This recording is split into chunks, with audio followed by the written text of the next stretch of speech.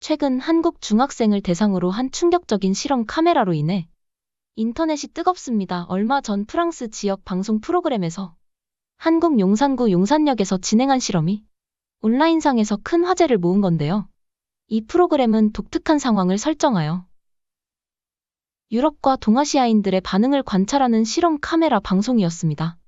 특히 이번 실험에서 가장 주목받은 것은 한국인 중학생의 돌발 행동이었는데, 그 행동을 보고 그곳에 있던 패널들뿐만 아니라 행동심리 전문가들, 교육 전문가들 또한 경악을 금치 못했다고 합니다. 그런 그들의 행동은 많은 시청자들로부터 찬사를 받았으며 한국 사람들에 대한 세계인의 호평도 이어졌습니다. 도대체 그 충격적인 영상은 어떤 내용이었는지 지금부터 알아보도록 하겠습니다. 안녕하세요. 저는 프랑스 오타 방송국에서 일하고 있는 프로듀서 에리나입니다. 최근 프랑스에서 발생한 주목할 만한 사건 중 하나는 크리스마스에 일어난 비극적인 가족 살해 사건입니다. 이 사건에서는 한 남성이 자신의 아내와 4자녀를 살해한 혐의로 체포되었습니다. 사건은 파리 동쪽에 위치한 도시에서 발생했으며 희생자들은 9개월에서 10살 사이의 연령대로, 용의자는 2017년부터 우울증과 정신병적 행동으로 치료를 받아온 것으로 알려졌습니다. 이 비극적인 사건은 최근 몇 달 동안 파리 근처에서 발생한 충격적인 가족 살해 사건들 중 하나로 기록되었습니다. 이와 같은 사건들은 프랑스 사회에 큰 충격을 주고 있으며 가정폭력과 관련한 문제에 대한 사회적 인식을 높이는 계기가 되고 있습니다. 평균적으로 프랑스에서는 매일 한 명의 여성이 파트너 또는 전 파트너에 의해 살해되고 있으며 2022년에는 24만 4,300건의 가정폭력 피해자가 기록되었는데 이 중 대부분은 여성이었습니다. 저는 이러한 사건 사고를 다루고 편집하는 전문 프로듀서로서 다양한 작품에서 꽤나 큰 성과를 거두기도 했습니다. 허나 요즘에는 기업들이 유튜브나 넷플릭스로 투자만 늘릴 뿐 저희 같은 영세 방송국으로 투자를 축소하는 추세다 보니 대규모 작품을 만드는 것에 어려움을 겪고 있습니다. 그래서 유튜브로 관심을 돌리는 프로듀서도 많습니다. 저 역시 프로듀서로서 제작진을 꾸려서 유튜브 시사 프로그램에 도전할 계획을 하고 있었어요. 팀과 자주 회의하며 프로그램 방향에 대해 항상 고민했죠. 그리고 그 방향을 프랑스의 치안 수준 고발로 설정했습니다. 처음부터 프로그램 방향이 이랬던 것은 아니었습니다. 한날은 제가 오랜만에 이마트에서 장을 본 날이었습니다. 집에 가는 길에 택배를 찾는다고 장바구니를 놓고서 잠깐 시선을 돌렸는데 그런데 1분 만에 장을 봤던 물건들을 전부 도둑 맞은 겁니다. 제가 방심했던 거였어요. 프랑스의 소매치기 수준이야 이게 알고 있었기에 제 처신을 탓해야 했습니다. 결국 저는 그날 장 본 걸 다 날리는 바람에 저녁 거리도 없어서 시리얼로 대체했습니다. 또 저는 지하철을 이용하기 위해 지하철역을 향했습니다. 하필 인파가 많은 시간에 도착하는 바람에 겨우 지하철에 올라탈 수 있었죠. 그 지하철이 마지막 지하철이었기 때문에 안 타면 안 되었거든요. 그렇게 억지로 타고서 무사히 내렸는데요. 집에 도착하고 가방을 풀자마자 저는 자리에 주저앉을 수밖에 없었습니다. 가방에 넣어둔 카메라가 사라지고 없더라고요. 더 생각할 것도 없이 지하철에서 도난당한 거라고 확신할 수 있었어요. 결국 일주일간 지역 관광지를 돌며 찍었던 귀한 영상을 제 실수로 인해 다 날려버리게 되었습니다. 하루에 2번씩이나 그것도 가장 중요한 카메라까지 도둑맞고 나니 프랑스 치안에 대한 제 인내가 그만 바닥을 보이고 말았어요. 이런 저희 분노는 프로그램 방향까지 바꿔놓아 버렸습니다. 프랑스의 치안 수준을 동네방네 고발할 생각이었어요. 제가 프랑스인인 건 지금부터 상관없는 조건이라 여겼습니다. 저는 그저 프랑스인들이 제발 저희 영상을 보고서 프랑스의 치안을 수치로 느끼길 바랄 뿐이었어요. 저는 팀원들에게 적극적으로 국가들의 치안 수준을 고발하고 실험하는 프로그램을 진행하자고 주장했습니다. 다행히도 팀원들은 제 제안을 흔쾌히 받아들여 주었어요. 저는 팀원들에게 미안해서라도 이 주제를 꼭 성공시켜야겠다고 다짐했습니다. 당연히 프랑스의 취향과 프랑스인들의 도덕성 실험 카메라로 저희 프로그램 촬영은 첫 출발하였습니다. 가장 유혹이 강할 수밖에 없는 지갑을 일부러 떨어뜨리면서 실험을 시작했는데요. 지갑 속에는 연락처와 현금도 넣었습니다. 과연 지갑 안에 있는 물건을 손 떼지 않고 주인에게 그대로 돌려주는 사람은 프랑스인들 중에서 몇 명이나 될지 정말 궁금하더군요. 우리 제작진들은 내기도 했습니다. 저는 당연히 아무도 없다에 걸었죠. 촬영이 시작되었습니다. 우습게도 지갑이 눈에 들어오자마자 가져가 버리더라고요. 마치 원래 자신의 물건이었던 것처럼 말이죠. 장소를 옮겨서 똑같은 실험을 했는데도 지갑을 발견한 프랑스인들의 태도는 한결같이 최악이었습니다. 같은 프랑스인이라 말하고 다니기 부끄럽더군요. 관광객들의 성지인 에펠탑 인근에서도 한번 실험을 해봤어요. 그때 프랑스인이 아닌 관광객이 지갑을 주워갔습니다. 생김새를 보아하니 동아시아인 같았어요. 동아시아인들은 별 수 없구나 싶었습니다. 그대로 지갑을 자기 주머니 속에 넣더라고요. 그런데 그 후에 다소 당황스러운 모습이 카메라에 담긴 겁니다. 저희는 단체로 어찌할 바를 몰랐죠. 그 동아시아인이 지갑을 떨어뜨린 저희 팀원을 쫓아가더니 주머니 속에서 지갑을 꺼내 돌려주더라고요. 동아시아 쪽은 관심받기여서 기대도 안 했었는데 저희가 바랬던 도덕의식을 그 아시아인을 통해 보게 되니 촬영하다가 잠시 얼을 빼놓았습니다. 그리고 저희는 기지로 돌아와 찍었던 영상에 대해 회의했어요. 당연히 그 동아시아인에 관해서 얘기가 나올 수밖에 없었습니다.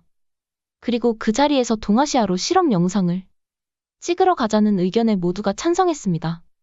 그런데 한 가지 저희끼리 도통 의견이 모아지지 부분이 있었는데요. 바로 그 동아시아인의 국적에 대한 주장들이 일본인이 확실하다는 의견입니다. 제 친구가 저번 달에 일본 여행을 갔었는데 일본인들은 목소리부터 상냥하다고 했어요. 그리고 동아시아 국가 중에서 제가 알고 있는 선진국은 일본뿐이에요. 저런. 선진 문화 의식을 갖고 있는 나라가 한국이나 중국일 리가 없잖아요. 아닙니다. 제가 볼 땐 중국인 같아요. 생김새가 딱 중국인이잖아. 다들 무슨 소리 하는 거예요? 딱 봐도 한국인이죠. 한국의 치안 수준이 세계에서 가장 독보적이라는 거 못 들어봤어요? 예기치 못한 난관에 봉착되어 아주 난감했습니다. 이럴 줄 알았으면 그 아시아인을 쫓아가 국적을 물어볼 걸 그저 프랑스인 위주로 촬영하다가 얼떨결에 걸린 사람이라 미처 생각지도 못했어요. 팀원들은 계속해서 자기가 내세운 국가들의 장점만을 줄줄이 늘어놓았습니다. 결국 제가 상황을 진압했고 제발 한 사람씩 얘기하라고 진정시켰습니다. 그때 가장 먼저 손을 든 팀원이 있었는데요. 영상 속의 아시아인을 한국인이라 주장했던 에밀이었습니다. 저는 마침내 결정을 내렸습니다. 한국에 가보는 것이 좋을 것 같아요. 마침 그때가 또 아시안 게임 기간이었습니다. 에밀은 자신이 한국을 좋아해서 한국팀을 응원하고 있다고 하더라고요. 솔직히 그건 에밀의 개인적인 감정이라서 그 의견은 제쳐두려고 했습니다. 그러나 한 가지 제 마음에 걸리는 부분이 있었어요. 한국인들의 인격 수준이 높다는 말이었습니다. 한 사람이 아닌 국민 전체를 대상으로 그런 칭찬을 할 정도면 확실히 한국에 뭔가가 있을지도 모른다는 생각이 들었어요. 저는 끝내 결정을 내렸습니다.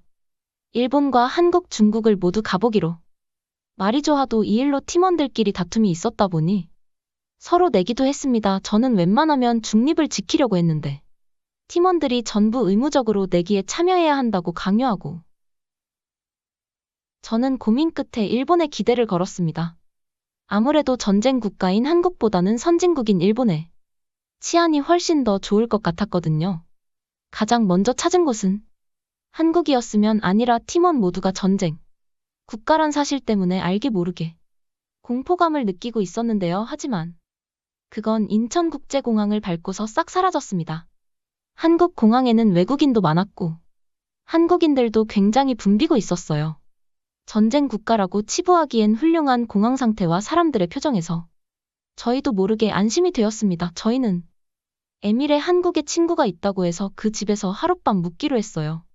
그리고 그곳에서 저는 한국에 대해 아주 실망하고 말았습니다. 저는 급한 전화 때문에 잠시 베란다 밖으로 나와 있었어요. 캄캄한 밤이었습니다. 그때 갑자기 아파트 전체가 울릴 정도로 큰 비명 소리가 들리는 겁니다. 놀라서 주위를 둘러봤다가 맞은편을 보고서 그만 들고 있던 휴대폰을 떨어뜨릴 뻔했어요. 웬 속옷바람에 아저씨가 갑자기 베란다로 튀어나오더니 팔을 번쩍 들고서 무어라 고함을 치더라고요. 대체 저게 뭔가 싶어서 경악하고 있었는데 가만 보니까 한두 사람이 아니었어요. 남성들이 베란다 밖으로 나와 펄쩍 뛰면서 계속 소리를 지르더라고요. 처음 보는 기괴한 광경에 너무 놀란 저는 무서워서 집 안으로 뛰어 들어갔습니다. 벌벌 떨면서 팀원들 중 아무나를 붙잡고 말했어요. 저기 밖에 좀 봐봐. 한국인들이 미친 짓을 하고 있어. 안보 문제가 아닌 변태 때문에 한국에 대해 공포를 느낄 줄은 몰랐습니다. 마음 같아서니 아파트를 떠나보아니 강한 호텔로 옮기고 싶었어요. 그러자 그때 프랑스어를 꽤 잘하던 지원이 박장대소를 하며 말하더군요. 우리 한국이 골을 넣어서 그래요. 무슨 소린가 싶었는데 마침 TV 한국팀이 축구 중이었습니다. 그건 제가 베란다 밖에 있느라 미처 몰랐던 사실이었습니다. 한국은 유럽 못지않게 축구에 진심인 나라라고 합니다. 특히나 한국에서 태어난 남자들이라면 축구를 싫어하는 남자를 찾는 게 힘들 정도래요. 그래서 너무 기쁜 나머지 주민들이 속옷바람으로 튀어나온 것 같다고 설명해 주더군요. 제가 한국은 잘 모르지만 손흥민은 잘 알고 있습니다. 프랑스에서 손흥민 인기가 상당해요. 아까 그 속옷 차림. 남자들이 축구 때문에 기뻐서 세레머니를 한 셈이라 하니 황당해요. 뒤늦게 웃음이 터졌습니다. 편안한 밤을 보내고 다음날 지원의 추천으로 한국인들이 가득한 거리 용산역으로 갔습니다. 한국인들의 도덕성을 실험하기 위해서 프랑스에서 다를 바 없이 지갑을 떨어뜨려 촬영했습니다. 그리고 저희는 카메라를 켠 지 5분도 안 되어서 촬영을 종료하고 주저앉아 버렸어요. 대체 이게 무슨 일이야? 어떻게 이럴 수가 있지? 한국인들은 마치 저희의 실험 카메라를 미리 눈치라도 챈 듯이 행동했습니다. 떨어진 지갑을 보자마자 눈에 레이더를 장착하고 시선을 정확히 주인에게 돌리더라고요. 그리곤 주인을 쫓아가는 개처럼 그 뒤를 따라가 주인의 손에 지갑을 쥐어주는 겁니다. 돈이 들어있는 지갑 그조차 확인하지 않고 바로 주인을 쫓아가는 행동은 프랑스, 영국, 이탈리아 등 그 어디에서도 본 적이 없습니다. 이 놀라운 도덕 개념을 보인 한국인이 심지어 한 명이 아니었어요. 실험에 참여한 모든 이가 그러했다는 거예요. 정말 조작 같은 사실이었어요. 이 사실은 우리 팀에게 굉장한 충격을 안겨주었습니다. 프랑스에서 한 촬영을 10차례 더 촬영해봤는데 마찬가지로 모두 도덕적인 반응이라 너무 싱겁기까지 하더군요. 그러자 그때 일본을 추했던 케이트가 실험 방법을 바꿔볼 것을 피력했는데 한국인들은 남의 시선을 많이 신경 쓰는 나라에요. 보는 눈이 있어서 어쩔 수 없이 돌려준 거라고요. 그 말도 일리가 있다고 생각했습니다. 그래서 이번엔 인적이 없는 골목길 벤치에 고급 노트북을 올려두기로 했습니다. 그때 케이트가 손수 자신의 아이폰까지 헌납하고 케이트는 어떻게 해서든 한국인의 추악한 실체를 보여주고 싶어 안달난 얼굴을 하고 있었습니다. 거절할 이유가 없어서 결국 그 아이폰까지 받아들였어요. 소지품만 두고서 저희는 모두 근처에 있었습니다. 그렇게 5분 10분의 시간이 흘렀어요. 그런데 수많은 한국인들은 그 값비싼 물건 곁을 지나가면서도 주인 없는 물건을 쳐다보기만 할 뿐 관심을 안 가지는 겁니다. 무려 30분 동안이나 말이죠. 1시간, 2시간 시간만 보내다가 지쳐서 그만 촬영을 종료하기로 했습니다. 참 생각할수록 기가 막히더라고요. 한국에 대한 이런 실험은 더 할 필요가 없을 것 같았습니다. 차라리 한국인을 상대로 인터뷰를 하고 싶은 생각이 들더라고요. 이렇게 높은 시민의식의 비밀이 궁금했거든요.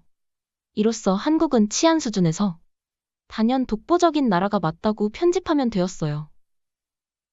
그만 철수하려고 정리 중인 그때 에밀리 벤츠 쪽으로 삿대질을 했습니다. 저희는 급하게 다시 카메라를 들었어요. 중학생으로 보이는 한국 청소년이 물건들 앞에 멈춰서 있는 겁니다. 그 모습을 가장 기뻐했던 건 케이트였습니다. 역시 한국 성인들은 눈치를 많이 보고 소심해서 못 가져간 거였어요. 한국 청소년은 분명 훔쳐갈 겁니다. 자신의 아이폰이 도둑맞게 생겼는데도 케이트는 그저 기뻐 보였습니다. 그렇다고 케이트가 또 틀린 말을 하는 건 아니었어요. 미성년자는 상대적으로 어른보다 도덕적 개념이 부족할 수밖에 없습니다. 순간의 유혹에 쉽게 넘어갈 나이라는 것이 맞지 않습니까? 프랑스에도 미성년자 범죄가 얼마나 많이 일어나는데요. 역시나 한국도 미성년자는 어쩔 수 없나 봅니다.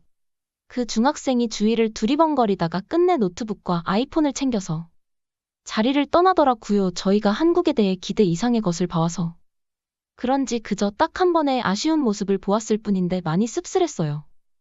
저희는 그대로 촬영 종료하고 소지품을 찾으러 가기 위해 카메라를 껐습니다. 정확히는 카메라를 끄던 중이었죠.